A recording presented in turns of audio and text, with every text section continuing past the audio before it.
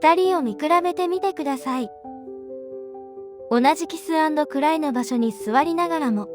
2人の表情はこれほどまでに対照的でした。笑顔を見せる羽生結弦選手。一方で、複雑な思いをにじませる木原龍一選手。この表情の違いが物語っている通り、2012年の全日本フィギュア選手権は、羽生選手にとっても、木原選手にとっても、そして日本フィギュア界にとっても大きな分岐点となった大会でした。羽生選手は、この大会で悲願の全日本選手権初優勝。ここから日本男子フィギュアの中心として駆け上がっていきます。一方の木原選手は総合12位。シングルスケーターとしては厳しい現実を突きつけられた大会でもありました。けれど人生には勝った瞬間に始まる物語もあれば悔しさの中から始まる物語もあります。これ以降の2010年代、圧倒的な存在感でフィギュア界を牽引していく羽生結弦選手。そして、ここから約10年後の2020年代以降、ペアという舞台で日本フィギュアの歴史を次々と塗り替え、ついには2026年オリンピックの頂点に立ち、伝説を刻むことになる木原龍一選手。この2012年、全日本選手権には、そんな2人の未来の始まりが同時に刻まれていました。まずは、羽生結弦選手の演技からご覧ください。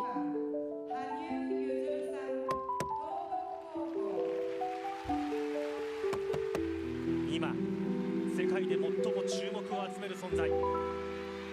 世界で最も得点の出るプログラムを引っ提げて頂点へのチャレンジです。高橋大輔の 88.04 は十分射程圏内。羽生が本来の力を出せば間違いなくその上に立ちます。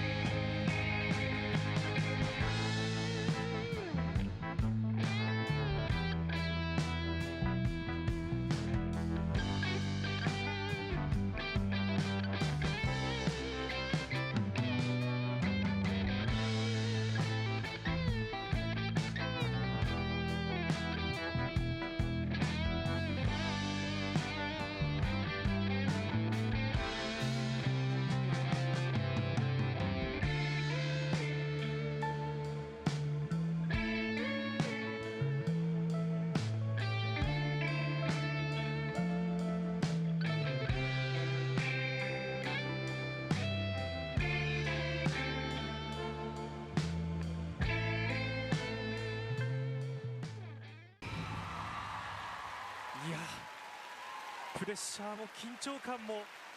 全てを跳ねのけて、主役は羽生結弦でした。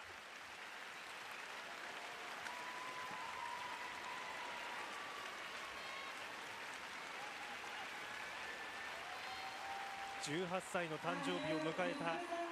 羽生結弦、今シーズン何度も世界最高を出してきたプログラムで、いや本田さん、はい、この全日本でも見せてくれました。いやー強いですね、強い。この最終滑走、そしてやはりこのプレッシャーの中で楽しんで滑っているように見えるという、はい、そういう演技でしたので、その中で4回転トリプルアクセル、そして3回転3回転、その他スピンでも加点をもらえるようなプログラムでしたので、はい、高い点数が出るんじゃないですかね。全日本の頂点へ向けてのチャレンジでもありますが、今シーズンから支持するブライアン・オーサーコーチも笑顔で迎えます。いや荒川さん、どんな印象でしょう。いや文句のつけどころのない素晴らしい今日はショートプログラム完璧でしたね。はい、でまた素晴らしいジャンプの質だけではなくて、スピンステップといったところも本当に細やかに気を使って、だけれども体を大きく使っても余すところなくリンクを使っていくといったところも非常に印象が良かったですので、これは得点が非常に伸びそうですね。ここまでの世界最高得点がグランプリシリーズ NHK 杯 95.32 という得点ですが、本田さん、そこに近い得点あるいは超えて、もちろん国内大会ですから参考ではありますけれども、すごい得点が出るかもしれませんね。そうですね、すべてのジャンプ本当に流れもありましたし、加点をもらえる、このトリプルアクセルだけ少し踏ん張ったかなという印象だったんですが、減点もされませんし加点をもらえるジャンプですね。そしてこの3回転3回転も綺麗に決まりました。このパリの散歩道、まだ全日本選手権ですからシーズンの半分というところですが、もう名プログラムの予感が漂っています。これから後半に向けてどう仕上げていくのか、本当にある意味底恐ろしいプログラムという感じがします。トリプルアクセルから後半の 1.1 倍のところのジャンプになっていますので、これは95点台という高い点数出てきますね。ここまでのトップが高橋大輔 88.04。 さあその得点に対してなんと 97.68、 技術点は 53.78、 圧倒的な得点に、会場からはちょっと驚き、そして羽生本人もまだ信じられないという得点ですが 97.68、 もちろんこれは参考記録ではありますが自己ベスト更新です。さあ羽生が 97.68、 荒川さん、キス&クライの表情を見ても、うわ出たなという感じの表情本人もしてましたけどね。いやそうですね、これまでやはりショートプログラムで自信を持って得点を積み重ねて貯金をするという戦いぶりを見ていましたけれども、これはフリーに向けても弾みがつきそうですね。そうですね。今回は本田さん、グランプリファイナルの時からの体調不良という話もありました。そんな中でやや心配したファンの方も多かったと思うんですが、全然問題なかったみたいですね。問題なかったですね。素晴らしい演技でしたね。この後準備ができれば羽生選手のインタビューをお届けできる予定です。今はファンの声に続いて木原龍一選手です。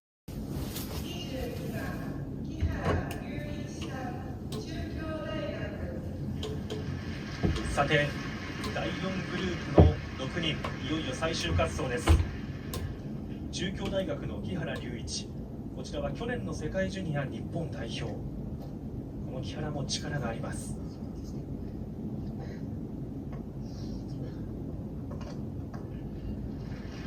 やや緊張感も感じられる中、このラコマナイアイスアリーナリンクへと飛び出していきました。3回目の全日本です。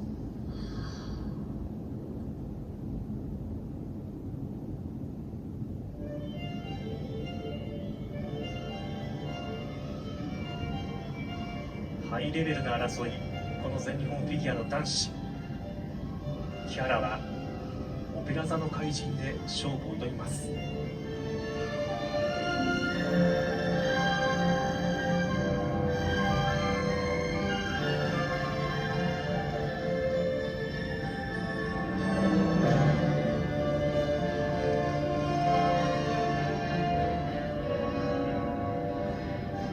トリプルアクセル。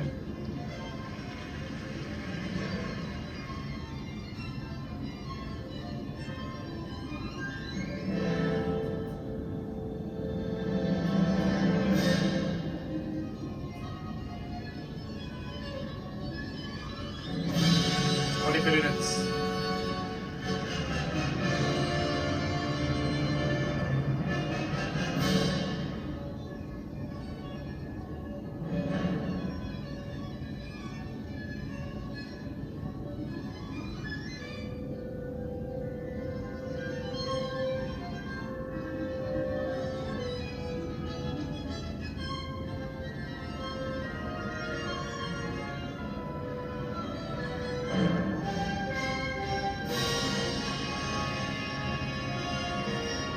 後半のジャンプ。トリプルフリップ、トリプルトーループ。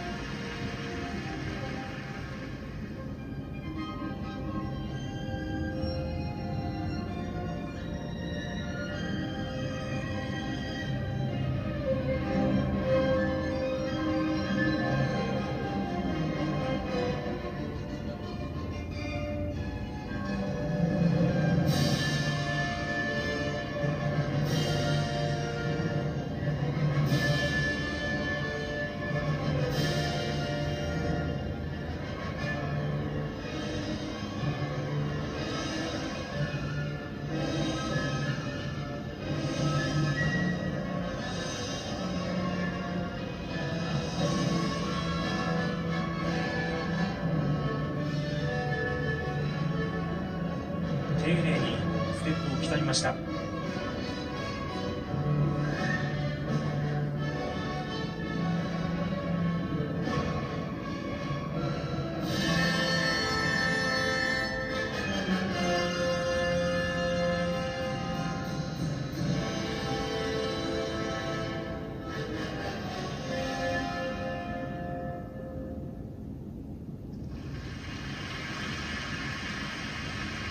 第4グループ最後の演技者、木原龍一の演技が終わりました。今シーズンは8月の後半に怪我があって、目標としてきたこの全日本までたどり着けないんじゃないかと思ったこともあったそうですが、西日本選手権に結果を残してこの全日本にやってきました。さて、これからいよいよ最終グループの選手の演技、その準備に向かう羽生結弦、そしてブライアン・オーサーコーチです。さあ本田さん、はい、この第4グループ6人終わりましたけれども、非常にレベルの高い第4グループになりましたね。そうですね、緊張感がどんどん高まっていきますよね。それというのはかなり選手にとっては滑りにくさというのもあるものですか。やはりそのリンクに上がった瞬間にそれを感じ取ったりしますので、その時にどうコントロールするか、それが必要になってきます。はい、さあ荒川さん、はい、この木原の演技ですけれども、最初のトリプルアクセル、ややミスがありました。そうですね、最初大きくバランス崩しまして、次のジャンプが直後だったので影響が出ないといいなと思っていたところ、やはり次のジャンプ、また次のジャンプではしっかりと落ち着いて決めていきましたので、はい、このグループで滑るということも一つ大きなモチベーションにつながって、粘り強く滑ることができたのかなというような、そういうような印象でしたね。はい、今回のこの第4グループの6人は全員が世界ジュニアを経験して、本当にジュニアの時代から注目を集めてきた選手ばかりです。その中で最終の1つ前、この第4と第5は抽選で決められます。ですからある意味最終で滑ったのと同じということが言えますよね。そうですね。さあその木原が得点を待ちます。トップは小塚貴彦 84.58、2位に村貴人 84.48、その差わずかに 0.1。 そこから3点ちょっと離れて織田信成が3位、中村健人4位、佐々木昭夫5位、そしてジュニアのチャンピオン日野龍樹が6位というここまでの順位です。第4、第5グループを生中継でお伝えしています。全日本フィギュア男子シングルです。この後ご覧のように町田、高橋、それから羽生、最終グループはこの滑走順で行われます。さて木原龍一の得点です。木原の得点やや伸びませんでした。 58.07、 シーズンベストにあと 1.5 届きませんでした。木原は9位という順位です。さて改めてこれで第4グループを終えて本田さん、トップは小塚貴彦で折り返すことになります。そうですね、小塚選手の4回転失敗があったんですが、やはりその他のジャンプやスピンで加点をもらえる演技をしましたし、演技構成点2012年全日本フィギュア選手権。この大会はただ勝敗を決めるだけの舞台ではありませんでした。羽生結弦選手にとっては全日本初優勝という大きな飛躍の始まり、そして木原龍一選手にとってはシングルの終わりと新しい挑戦の入り口となる大会でした。もし木原選手がこの大会で順風満帆だったなら、その後のペア転向はなかったかもしれません。そして